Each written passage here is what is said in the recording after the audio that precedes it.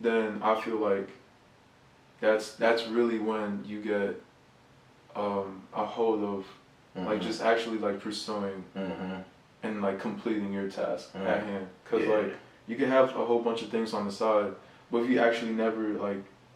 But no side chicks. I'm No, joking. no, I'm joking. no I'm side joking. chicks. I'm joking. I'm joking. No side chicks. This is my season. This is mine. This is mine. Yo, what's up? It's your boy King Leo, and I got my homie Gio with me on today. This is a Voice of a Generation podcast. It's an honor to be back before you all. This year I decided that I want to go forward and do video. So I'm excited about that. But what I want to do today is I just want to recap 2019, bro. Yeah. Couple things I want to talk about. The first thing is, what are some things that you feel that you have learned about yourself personally this year?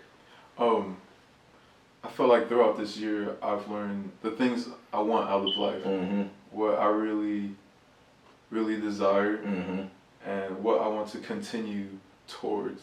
In the sense of, I took after graduating high school, I took a gap year or gap semester from college. I feel that that was very necessary for me to really like sit down and see like, okay, I'm gonna pay for school, I'm gonna go through school, but why? You know? And within that process, I've discovered that I want to be a physical therapist.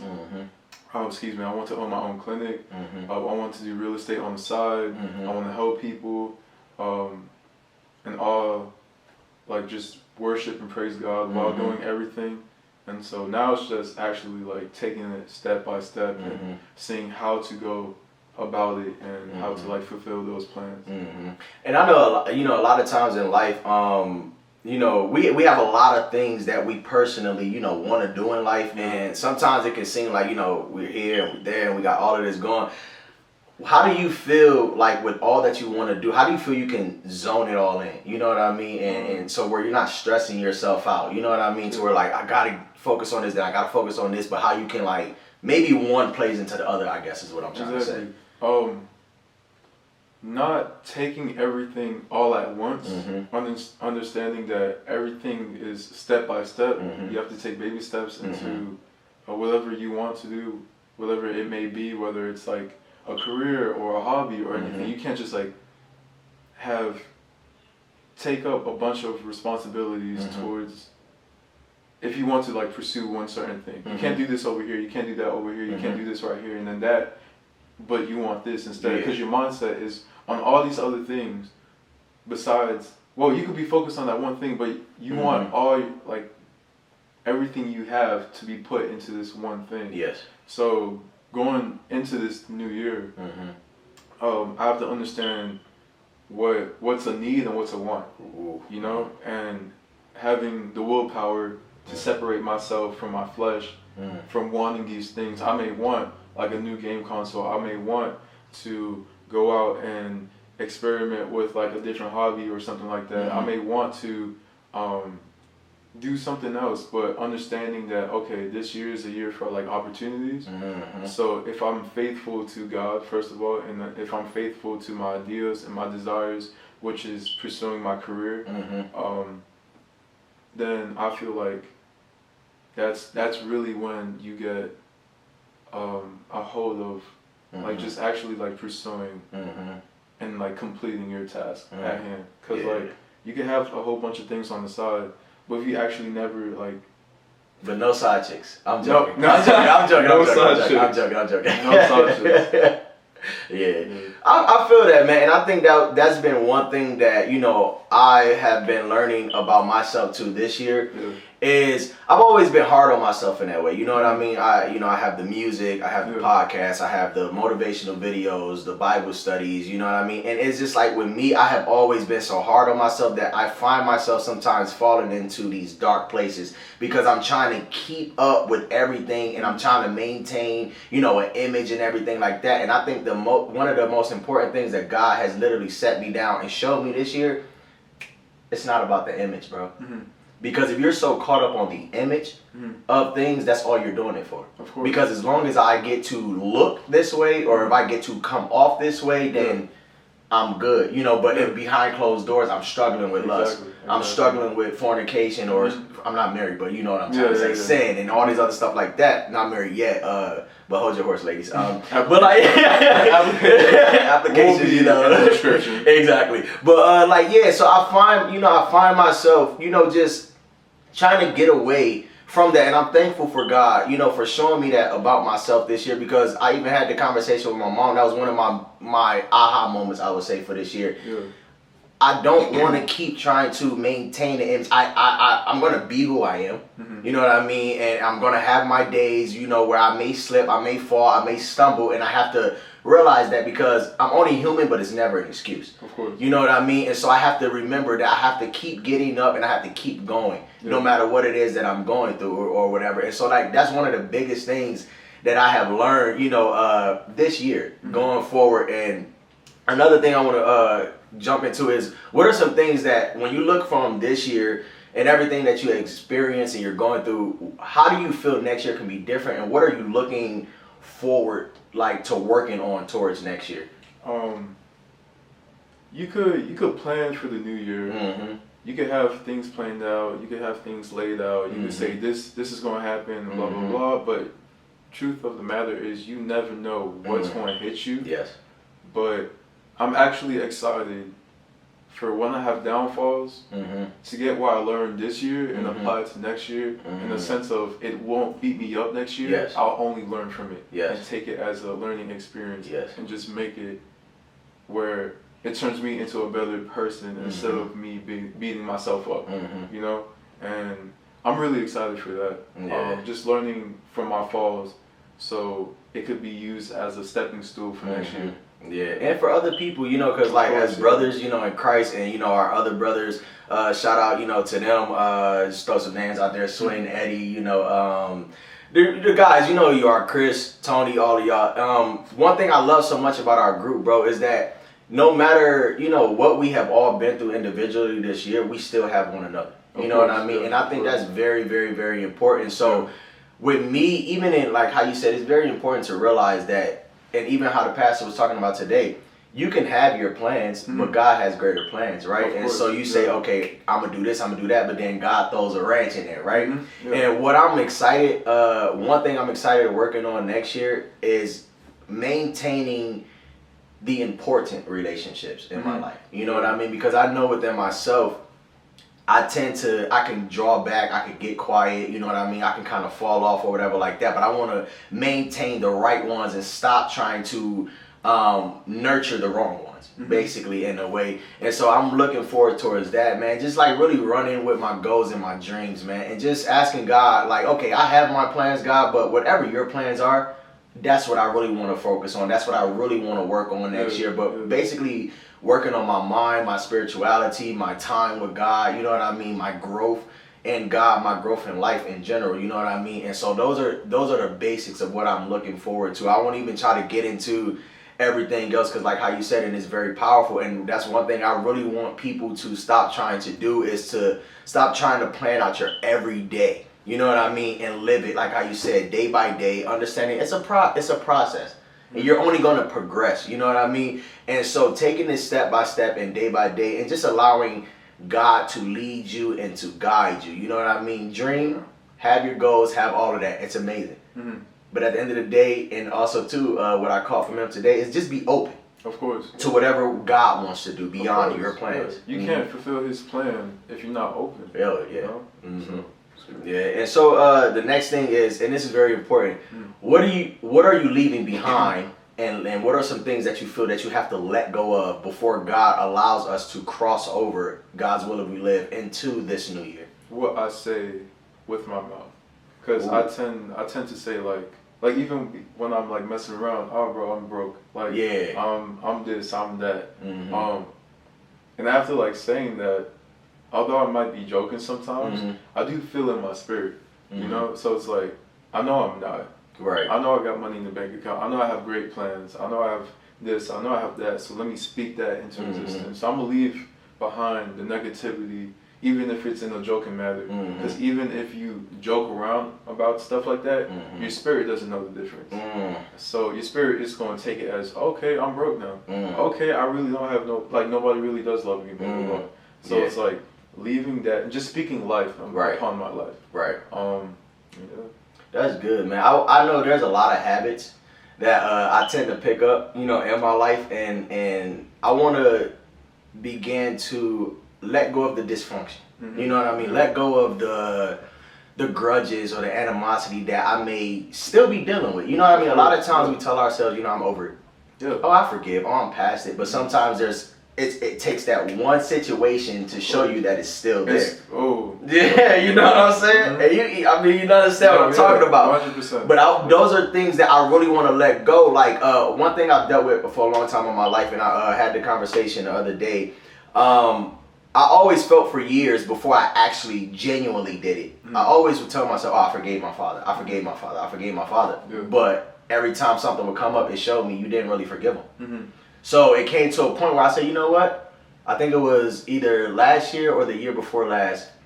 And I said to myself, you know what? I can't keep going on in life pretending that I forgave him.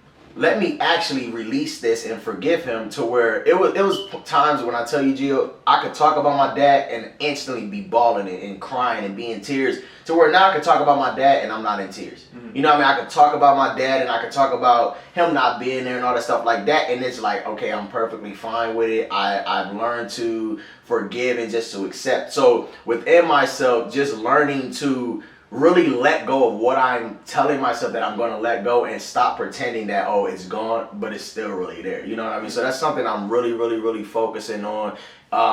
Be it, like I said, with grudges or animosity or whatever the case may be, even being hard on myself or holding myself, to my faults. Of course. You know what I mean? And letting that go. You know what I mean? And again, just surrounding myself with more positivity, man. Surrounding myself with better relationships and better friendships and just better, positioning myself for new opportunities. You know what I mean? So I'm just looking to let go of everything that could possibly be a distraction that's going forward. You know what I mean? Even within myself. It doesn't necessarily, distractions are not always people. Distractions. Mindsets. Yes. Materialistic things. Yes. Of course. Yeah. And so those are some things, man. But the last thing is this. What are some of your proudest moments of this year? And what are some of your lowest moments? I'm going to start with low, so go off from the high. I like that. The last couple months, I've been very distant from people I love, or just people I regularly talk to, because I've been down on myself. Right. So, and that's a really unhealthy trait, because those people are there to lift you up. Right. Those people are there. How can I say this? They're the only people that you have. Right. You feel? So if you separate yourself from your mom, from your friends, from just even coworkers that are nice to you, you kind of fight that battle you're fighting it by yourself, and that's the worst place to be in, and that's exactly what I did these last couple months into 2018. But thankfully 19. I have 19. Oh my God. Yeah, you back there. Yeah, I'm back there. But yeah, and then some of my proudest moments are just accepting the things I don't like about myself, and accepting that I have to grow. Accepting that I'm not perfect in this area, and although I may never be perfect, because nobody's perfect besides Jesus, I will try my best to be the image that God wants me to be, and as long as I strive to reach that day in and day out, that's acceptable. I may not be perfect, and that's okay, but as long as I'm trying, that's acceptable. Right. And also realizing that I battle with procrastination. Yeah. A lot. Yeah. That's probably my biggest sin. Just really changing that. Because it's one thing to say it, but it's one thing to actually, it's another to actually do it, and I feel in my heart that I'm ready to change that part of me, because once I change that part, I feel like everything else is just going to unfold. Opportunities are going to unfold, new relationships are going to unfold, business opportunities, school opportunities, money, all of that. I feel like it's just gonna fall out once I overcome that procrastination thing. But yeah, I got it. Yeah, you do, man. And I encourage you to stay with that mindset. And I'll actually continue from the note that you left, as far as ending on a high note. So I know for me, you remember at the beginning of this year, remember the Heisman, I made myself a promise. And I won't get too deep into the stories and stuff, and one day when God leads me to share that, that's how I will do that. But one of my lowest moments was finding myself indulging in things, be it doesn't matter if it was a relationship, it doesn't matter if it was smoking or drinking, whatever it is, indulging in things that I know that God didn't necessarily call me to indulge in. So those are my lowest moments. And one thing that really, always stood out to me, and you've been saying this to me, you said this to me at the end of last year, you said this to me coming in like towards the end of this year, is that your hardest test always seems to come at the end of the year, because that's when the devil really wants to take you out, because he knows if you make it over, that's it. He lost you, right?